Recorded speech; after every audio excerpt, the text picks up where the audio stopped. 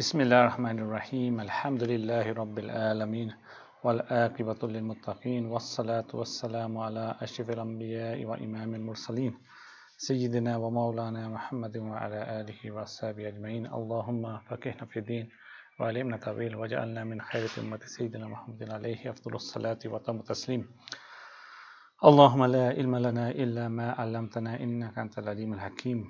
We seek Allah's protection from knowledge that does not benefit, from a heart that has no khushu, from a nafs that's never had enough, from an eye that does not hear, and from a dua that's not heard. Assalamu alaikum wa rahmatullahi wa barakatuh. Inshallah, as we have been doing recently, we stop by making dua for the people of Palestine. May Allah subhanahu wa ta'ala make it easy for them. Their suffering is continuing. So please remember them in your duas. Whatever support you can give them to charity work, etc. Please do so, and continue to raise your voice for the case. And actually, I've all been seeing, obviously, the things are developing really fast. Now there's been some bombardment on Yemen as well, so may Allah subhanahu wa ta'ala keep the innocent protected. May Allah subhanahu wa ta'ala make it easy for them. Okay, so please remember Abdul in your duas, and any other Muslims, those are suffering throughout the world, wherever they are. Please remember them in your duas. So inshallah, we're going to start today we've entered the month of Rajab. I think it's pretty much going to be the same throughout the world. 2 days ago, so not last night, the night before was first Rajab. And the Prophet ﷺ's initial act was to love Ramadan and make dua for its attainment. Okay, so as soon as he would see the moon of the month of Rajab, he would supplicate, Allahumma barik lana fi Rajab wa Sha'ban wa balighna Ramadan. So, oh Allah, make Rajab and Sha'ban blessed for us and grant us Ramadan. So then, it's like looking forward to Ramadan. Okay. Rajab is the month of cultivation. Sha'ban is the month of irrigating and irrigating fields, and the month of Ramadan is the month of reaping and harvesting. Okay.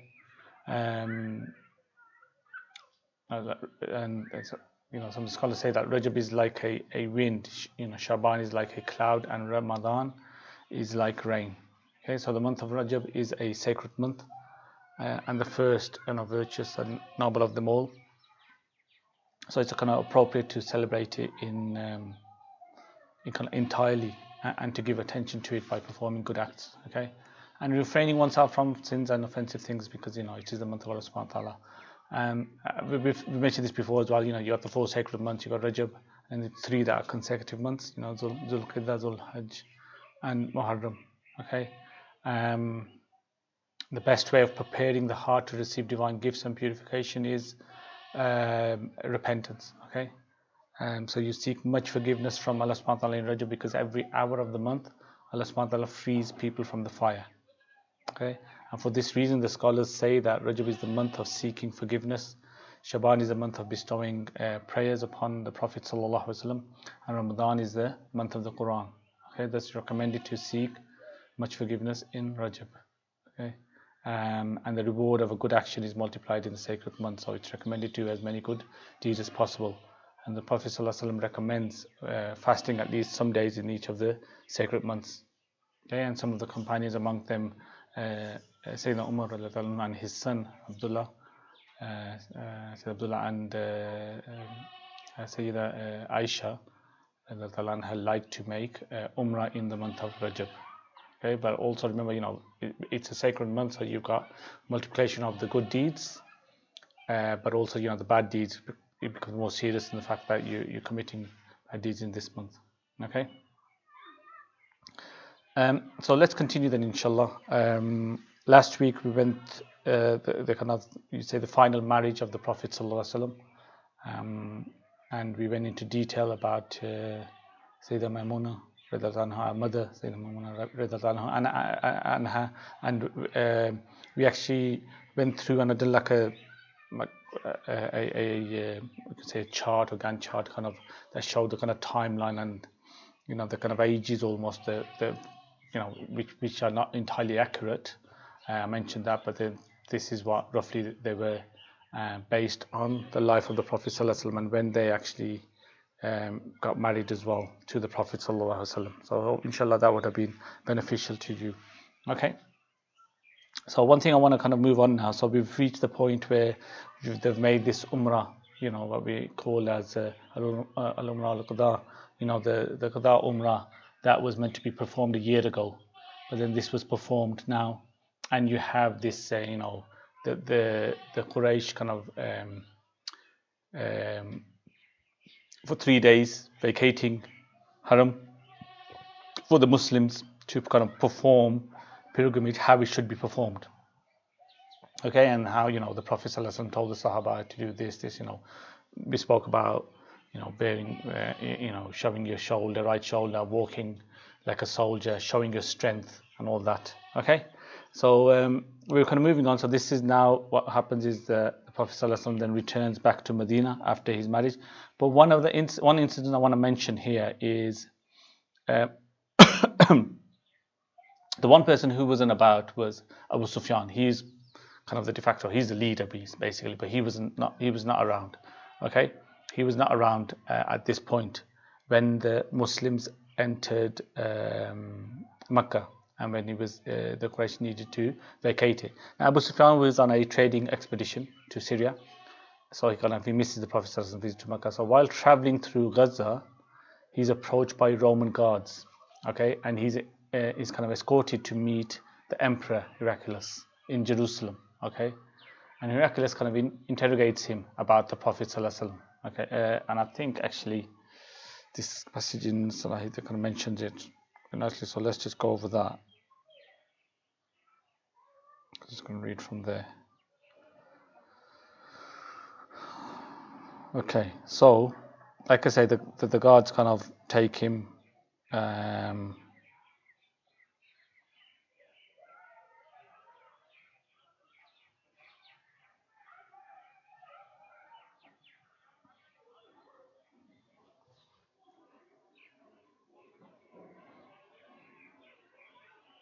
So Heraclius received the Prophet ﷺ very well, but he wanted to establish for himself the Prophet ﷺ's true nature. He therefore ordered his aide to find any person from Arabia. So this is actually Abu Sufyan. So the conversation, this is how the conversation goes then. Okay, so the Emperor's very kind of thing. So Heraclius says, "What sort of family lineage has he among you?" Okay, Abu Sufyan responds, "His ancestry is a distinguished one." Okay, Heraclius says, "Was any of his forefathers a king?" And Abu Sufyan responds, "No." And then Heraclius says, "Has anyone among you come out with a similar claim before him?" Abu Sufyan responds, "No." Heraclius says, "Do the majority of his followers belong to the aristocracy, or are they poor people?" "They are poor," is the response. "Do they increase or decrease?" is the question was asked then, and they are on the increase. And the question is, does any of them turn away from his religion after embracing? Response is no.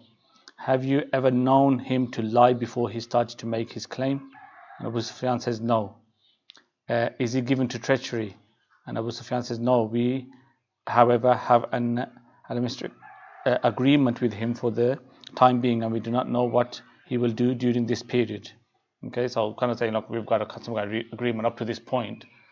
So this is where we've had an agreement, and so far it's been nothing, but we don't know what's going to happen going forward. "Have you fought him?" And Abu Sufyan said yes. "And how do you fight? How does the fighting go?" And he said, "Look, sometimes he wins, sometimes we wins. It's like he has his days and we have our days." Okay. And then, "What sort of commandments does he give you?" Abu Sufyan says, "He tells us to worship God alone without ascribing divinity to anyone else. He tells us not to follow our fathers. He commands us to pray and to be truthful and chaste and kind to our fellow human beings." And Heraclius says, "You have mentioned that he enjoys distinguished ancestry, and this is the case with all prophets and messengers. Since you say that no one else among you has made similar claims, I cannot say that he is imitating anyone. You also deny that any of his forefathers was a king, which means that he is not a claimant of a kingdom. You also say that he was not known to tell a lie before he came out with his message. Well, I know that he would not start by lying to God. You have stated that poor are his followers, and this is the case with all messengers from God. The fact that his followers are on the increase again confirms a phenomenon which always associates with true faith until it is completed. You have also mentioned that no one turns away from his religion after having embraced it. This is a characteristic of faith when its light shines in people's hearts. You also deny that he is treacherous, and no messenger of God was a treacherous person. You also said that he calls on to you to believe in the oneness of God and to pray and to be truthful and chaste. If what you have told me is true, then he will have the supremacy right here where I stand. He'll take over these lands where I stand. Okay, I knew that his time was due, but I did not think that he would belong to you, to your people. Had it been in my power, I would certainly have taken the trouble to meet him and wash his feet. Again, because some narrations of this is according to this author. Okay, now this is the most authentic report of Heraclius' reaction when he received the message sent him by the Prophet. There are other reports which are less authentic, suggesting that Heraclius tried to persuade his bishops and his advisors to embrace Islam, but they were all unanimous with one exception in opposing him. One report suggests that the exception was the archbishop, who was killed on the spot when he declared that he believed in the new messenger. Whatever the truth about these reports, the fact remains that Heraclius did not adopt Islam, and that perhaps this was due to his fear that he would lose his throne as a result. Heraclius also chose to send back a diplomatic reply pretending that he personally accepted Islam, but was prevented from publicizing the fact by the opposition of his church. He gave the Prophet's envoy a sum of money in gold currency, and the Prophet distributed it to the poor in the Muslim community. Okay, so this is the encounter of Abu Sufyan with Heraclius. Now the question arises here is that why did Abu Sufyan tell the truth? Okay, the enemy of the Prophet ﷺ. Why is he praising the Prophet ﷺ in front of Emperor here? Okay, the reason was that at the start, Heraclius says the people that were behind Abu Sufyan, he said to them that if he lies about anything, you need to indicate it to me. Okay, so Abu Sufyan was kind of scared the fact that he might say something, and those standing behind him, might speak up or kind of give that kind of sign that, oh, that's not the truth. So he was kind of worried about himself. So he mentioned the truth. Okay, he told the truth. Okay, so that was the encounter. Okay, like I said, there's various reports when it comes to Heraclius. So what happened? He wanted to become Muslim, but he didn't because he wanted to hold on to power, etc. But anyway, that was kind of an important incident that took place.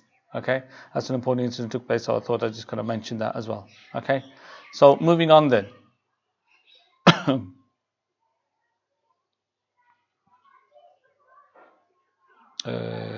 Okay, so moving on then.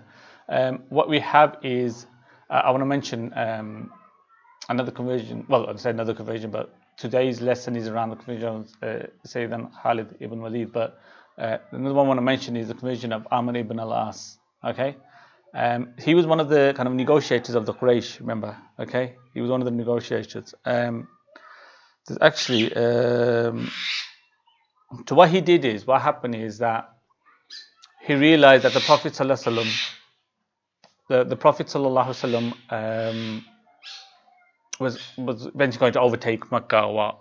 So he thought, you know what, let me find myself another place. Okay, let me find myself another place. And I'm just going to try to go through this because there's another good passage here that I came across.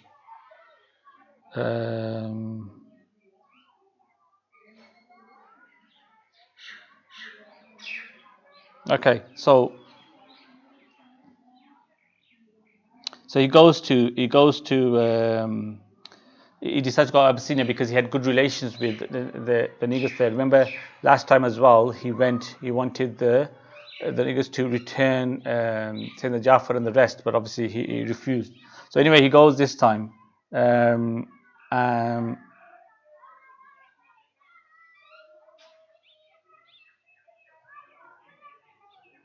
he goes this time, and obviously there's the kind of again the Prophet ﷺ sent a letter, but there's a bit of a like a difference of opinion that which letter did the Prophet ﷺ send to, which niggas did he send it to, etc. But anyway, this kind of particular what is mentioned is that it was sent to this same niggas, and Amr ibn As was there. Okay, I'm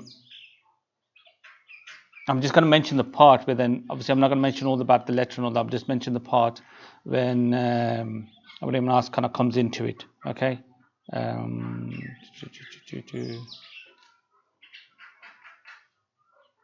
So what he does is basically he says to Ibn Nas that would you not give this I'm just give you a summary of it actually. Would you not give this when you came across the messenger that the Prophet ﷺ has sent, would you not give me this messenger so that I can kill him? You know, the thing was I'll kill him. I'll be in like the good books amongst all the Quraysh, etc. Look, you've done something great. And on hearing this, niggas kind of hit him so hard his nose began to bleed. Okay, his nose began to bleed, and he got so angry about it. And when I said, "Oh, if I knew you were going to get angry, I wouldn't have asked for something like that." Okay, I would never ask something like that. So he realized, look, things aren't going to work for me here. He realized, and the niggas kind of says to him that you've got amongst you someone. He started praising the Prophet ﷺ. You got amongst you someone so great. What are you doing? That's when it was like it hit him for the first time. He said, wait a minute, this is a guy in a foreign land who is praising the Prophet ﷺ. Okay, he's praising the Prophet ﷺ. And look at me, what am I doing? Okay, and that's when he decided to then return. Kind of Islam kind of entered his heart, and he decided to return back. Okay.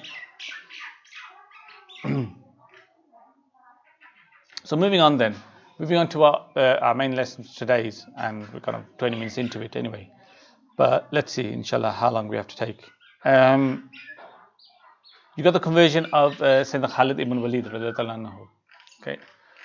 Now we've already discussed Sayyidina Khalid. Okay. Now we've seen what he can do, how intelligent he was. Okay. He's on a battlefield, how intelligent. Without a doubt, the greatest general after the Prophet sallallahu alaihi wasallam. Okay. We saw what he did at Uhud. Okay. I went into quite detail, and we saw what he did at Uhud. And again, it was due to his intelligence that the Muslims suffered so much. Okay, so he's from Banu Makhzum. Okay, and Sayyidina Khalid's father was the uncle of Abu Jahl.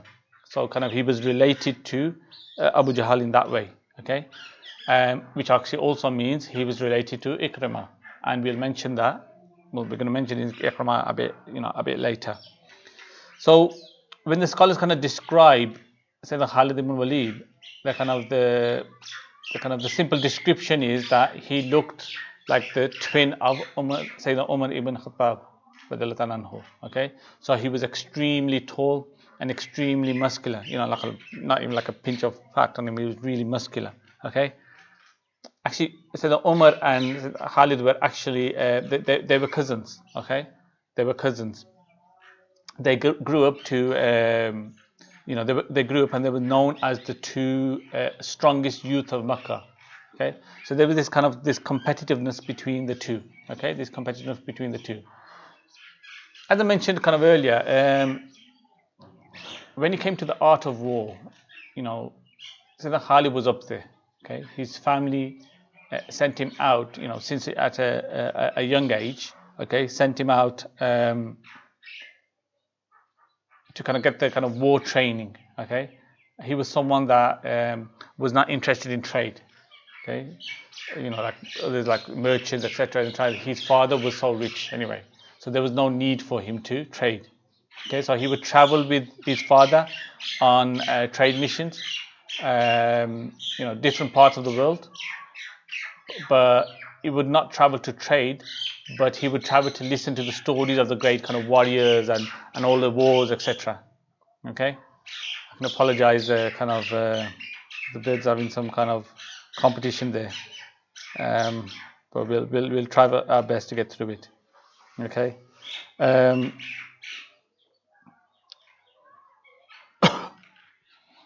So the scholars say that people actually, you know what? Just kind of come across it. Let's just quickly mention this part of Sayyidina Umar, then we can move on. So he mentions on his own account the events. I was strongly hostile to Islam. I took part in the battles of Badr, Uhud, and most fighting along the idolaters, and I was able to survive. Now I started thinking that Muhammad would eventually trump over the Quraysh. I therefore went to my place at Al-Ruhut, where I lived in semi-seclusion. After Al-Hudaybiyah, when the Prophet returned home, having signed his peace agreement with the Quraysh went back to Makkah and started thinking on these lines, that Muhammad will enter Makkah with his companions next year. Makkah is certainly not a place to be in, nor is Taif. Okay? So I went to Makkah, where I spoke to a group of my people who valued my opinion and consulted on every serious matter. When I asked them about their opinion of me, they said, "You are a wise, man." Okay? So this is where he decided to then go to Abyssinia.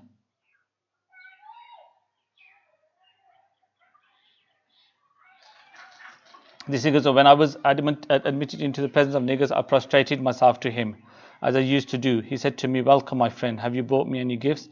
And he gives him gifts, and he gives out his gifts. And then he's request, "May I request that you give me, that this messenger that's been sent, the envoy that's been sent, may you give me to him, that I can kill them." He was very angry with me for what I said. He hit me with his hand on my nose, and I felt as if my nose was broken. I was bleeding heavily through the nose and tried to wipe the blood with my clothes. I was so humiliated that I wished the earth would open and swallow me, because I was so afraid. Your Majesty, had I known that you would dislike what I said, I would not have made that request. I felt a little ashamed, and said to me, he felt a little ashamed, the niggas felt a little ashamed, said, "Amr, you are asking me to give up to you the envoy of a man who receives the archangel, who used to come to Moses and Jesus, so that you can kill him." When I heard these words, I felt a great change overcoming me. I thought that the niggas, the Arab and the non-Arabs recognized the truth, while I was deliberately turning away from it. I said to him, "Do you testify to that, Your Majesty?" He said, "Yes, I bear witness to that in front of God." "Amr, do as I say and follow him, for his cause is that of the truth, and he will win over all those who oppose him, in the same way as Moses won against Pharaoh and his soldiers." I said to niggas, "Do you accept on his behalf my pledge to follow Islam?" He answered in the affirmative and put out his hand, and I gave him my pledge to be a Muslim. Anyway, that's kind of going on. I thought I'd just mention that because this is important. I say important, but it's part of it when we're going ahead. Going back to saying the Khalid, then we described him, and he was like, you could say, the twin of saying the Umar. Okay, the kind of competitiveness, etc. You had all those elements to it. Something scholars say about Sayyidina Khalid ibn Walid who is that, so we have certain warriors who kind of specialize in certain things. So like I don't know, let's think about these movies. Lord of the Rings, for example. You have the bow and arrow. And then you have the little dwarf. He's got the axe and specialist in axe. And then you got those that are great with the swords. When it came to Sayyidina Khalid, okay, he was like an archer, swordsman, the axe, horse riding, etc. He had everything. He had mastered all of it. He mastered everything, including war strategy. Okay, he had mastered all of this. Okay, he was great at all of it. Okay, so he was kind of apart from that, he was actually, another way he was similar to Sayyidina Umar was that he also knew poetry, so he was literate, as we kind of, when we describe Sayyidina Umar as well, he was literate as well. Okay, so you got these similarities between the two a lot. However, unlike a lot of others around him, his father was actually kind of he died before the Battle of Badr. So all the others have this enmity. Oh, my father or my relative or my sibling or my whoever it was, my family member has been killed in Badr, and they got this revenge element to it. It wasn't the case for Sayyidina Khalid. His father died before Badr. Okay, his father died before Badr. Now, I think he wasn't actually, sorry, he wasn't. So Sayyidina Khalid himself was not. He did not fight in Badr. He was on some kind of trade route or whatnot. Okay, but what happens is, however, when he returns from Badr, he discovers that his brother, Al-Walid ibn Walid, has been taken hostage. Okay, has been taken hostage. So he set off, and he set off to free him. Okay. Now, as we mentioned at those times, the way it was the Prophet ﷺ set a ransom based on the individual. Okay, how wealthy they were. Okay, how much they can afford. Okay, based on that, here you go, and then off you go. You can take them, right? And then there was others that if they could not afford it, then you know what, teach the Muslims how to read and write, and then okay, that's your freedom there. Then okay, so this is the different things he would do. When it came to Walid, his ransom was set really high. It was the most ransom, so the highest ransom set for anyone. Because of his father, because of his family, he was the richest person in Mecca. Okay, he was the richest person in Mecca. So this is how his ransom was set so high. So then Khalid ibn Walid, when he gets back, he sets off to Medina, and this is kind of, I suppose, the first encounter he has with the Prophet ﷺ. When he came to previously, when you have this hostility against the Prophet ﷺ by the others, Khalid ibn Walid was not. You can even say maybe he was at age that he was not really interested in that kind of thing. His focus always used to be kind of when you have these competitions with the kind of lads, on the horses, etc. Anything about war, etc. So he was not interested in what was going on. So he did not have this enmity to the Prophet ﷺ. Okay, at this point he did not have the enmity. But again, here now, what you're seeing is that his brother has been has been captured. Okay, held captive. Now, what happens is he goes, then he pays the ransom, so the highest ransom. I think I came across, it was 400,000. That was written by one, 400,000, which was so much money then.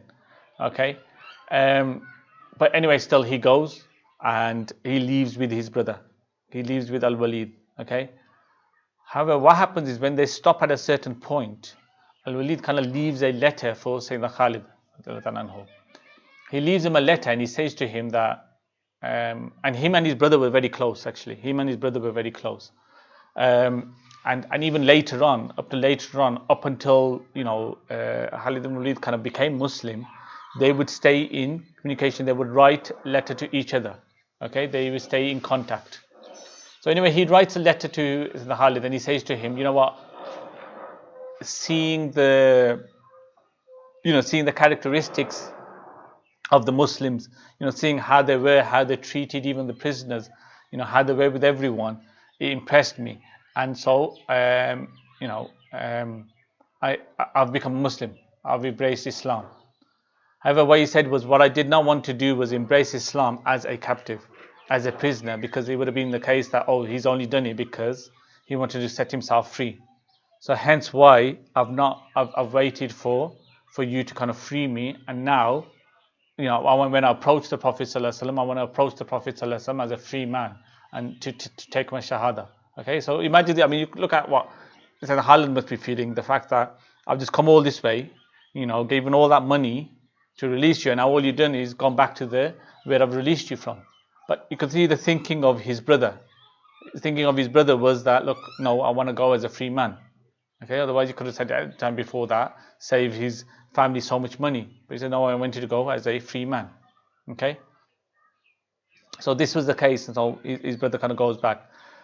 What you see is, and we're going to go through a bit of a passage obviously of his conversion. I'll read it out. But what you see is time and time again, there are certain points where, certain incidents that make him think. Okay, certain incidents that make him think. Now, remember we at the Battle of Khandaq, where after whatever happens, after what happened, when you had the wind kind of blew everything, the tents and all that of the Quraysh, and Khalid ibn Walid said to Abu Sufyan at that time, and remember, the relative, he said to him that, is there any doubt now that he is the messenger of God? Okay, is there any doubt? Look what's happening. Okay, so a couple of more incidents actually. One was he describes when at one of the battles where the Muslims are praying the prayer of fear. Okay, so then obviously when it comes to the prayer of fear, there are certain kind of conditions, certain things you do, certain ways you kind of do it, etc. Okay, you got all that now. what you have is, so just give me 1 sec.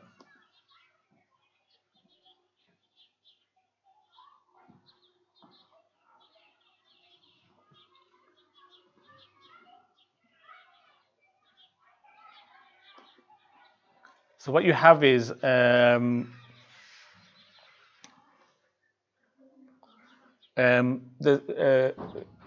got kind of, you got this certain row, and then one line they start to pray, and then they stop, and then the other one starts, and then you got all of this kind of taking place, and where the imam stands and whatnot.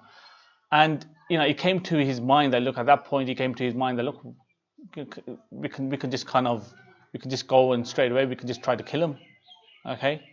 But then he saw the dedication, etc., by the Muslims, and he kind of, it's all, what's going on here. It kind of, it hit him then as well. That's one of the incidents, he hit him. Actually, one of the things it shows is also is a prayer of fear. Is it shows that there is not a time where you can stop praying. We're shopping or whatnot. We come out with some kind of excuse, I'll pray later. But here in the battle, you still got the prayer of fear, and they're still kind of, they're making the best of it, and they're praying in the way it should be. Okay. So he said, look, in my heart I knew something was there. He goes, whenever we try to kill him, whatever we try to kind of defeat him, we fail. Okay, he's divinely protected. That means, look, he's divinely protected. Then what you have is that you have the marriage of his aunt that we mentioned last week as well. Okay, and he was very close to his aunt. Okay, he was very close to his aunt, and this kind of got him thinking even further. Okay, he got him thinking even further. He softened his heart even further. You know what? It's getting a bit dark here. Let me just kind of turn things around a bit. Just give me 1 sec.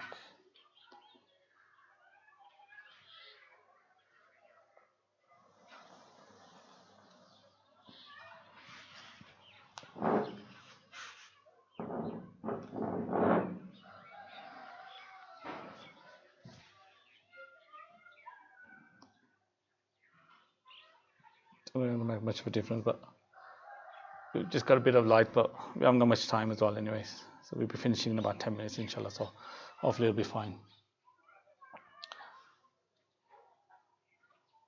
Okay, so what I'm just going to do is then we'll just finish off on this, but we'll leave a bit of a passage, read a bit of a passage on the Khalid story.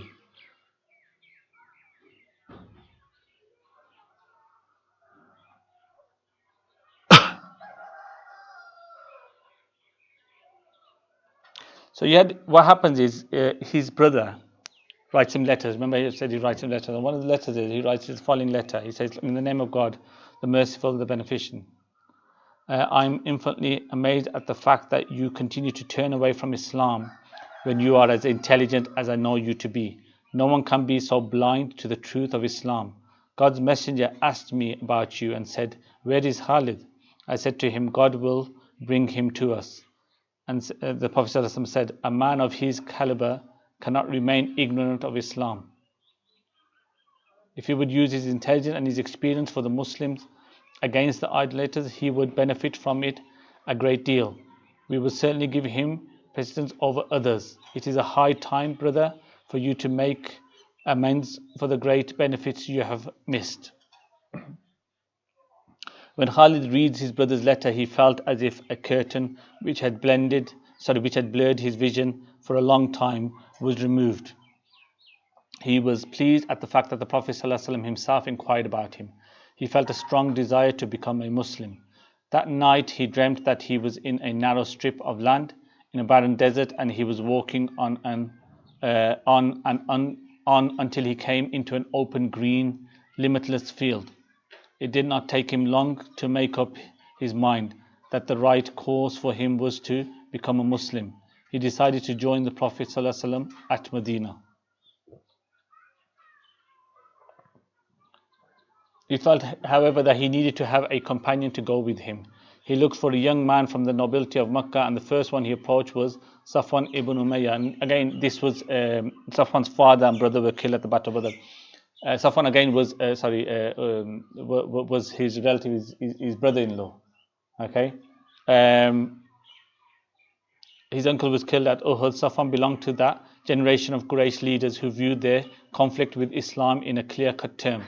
He had resolved not to compromise with the Prophet ﷺ, and he was in no mood to do so when Khalid approached him. Nevertheless, Khalid said to him, "Do you not see that Muhammad is gaining the upper hand against both the Arabs and non-Arabs?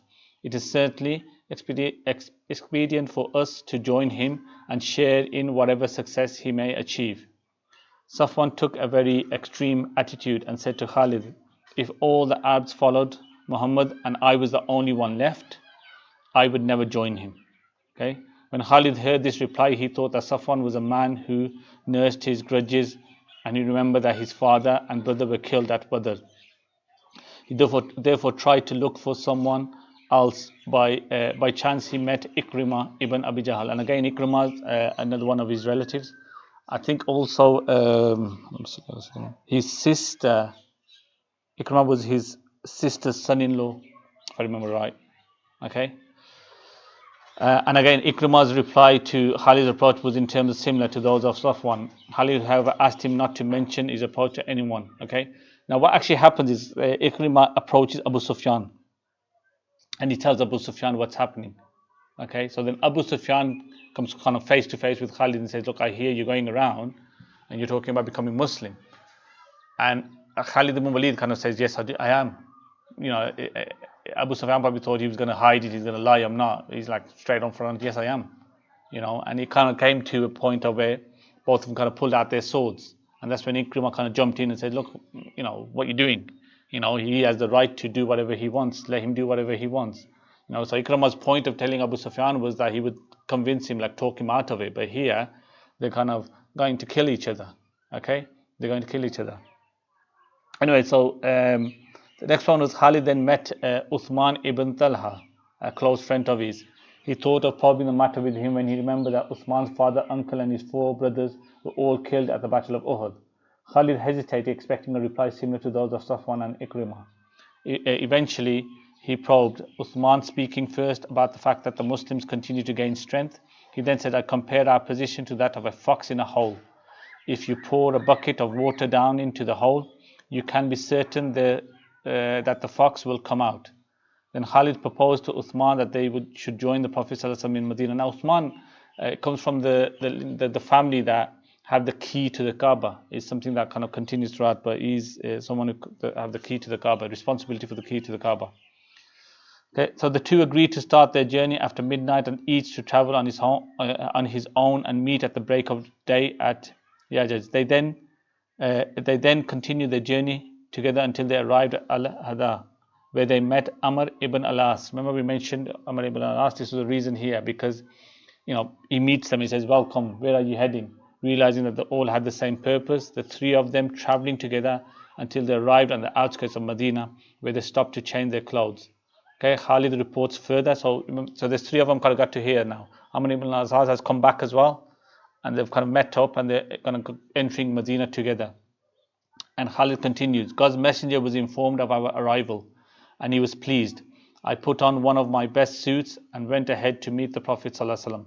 On the way, I was met by my brother, who said to me, 'Be quick, God's messenger has been informed of your arrival, and he is pleased.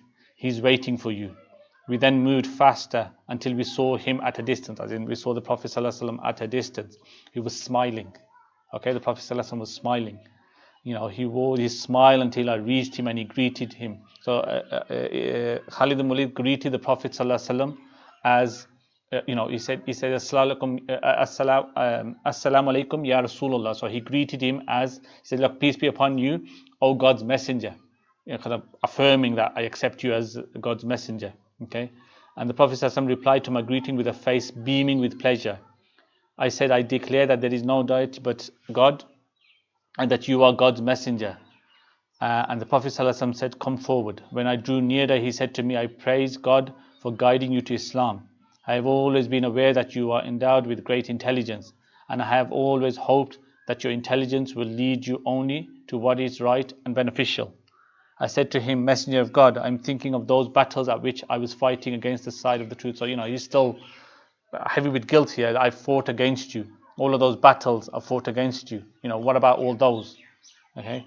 I request you to pray to God for me to pray God for me to forgive me. Pray to God for Allah subhanahu wa ta'ala to forgive me. Okay.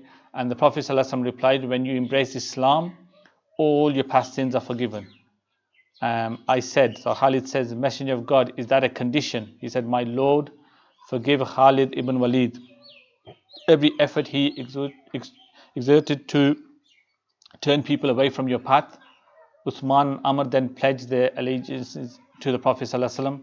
By God, ever since our arrival in the month of Safar, in the 8th year of the Prophet's emigration, the Prophet ﷺ consulted me about every serious matter which cropped up ahead of all his other companions. So he was given this, the Prophet ﷺ knew he was so intelligent when he came to this war strategy, etc. So, just confirming this, that he would discuss it with me. He would discuss any serious matter with me. He would get his opinion. This was the sunnah of the Prophet ﷺ, the way of the Prophet ﷺ. He would always discuss and get the opinion of others. Okay. Sayyidina Khalid mentioned his dream so remember that dream we spoke about. We mentioned his dream to Sayyidina Abu Bakr Siddiq, and the Prophet ﷺ, the first Sayyidina Abu Bakr Siddiq told him that the narrowness and the bareness on the land in which he saw himself represented the false belief he had shared with his people who were idolaters. That he came out of it later into an open, fertile land, representing the fact that God has guided him to Islam. Okay, Khalid ibn Walid and Amr ibn al-As were to play great roles in the history of Islam. The Prophet ﷺ assigned, we'll speak about that later next week, inshallah, or in a few weeks' time, about his title. Okay, so what you have is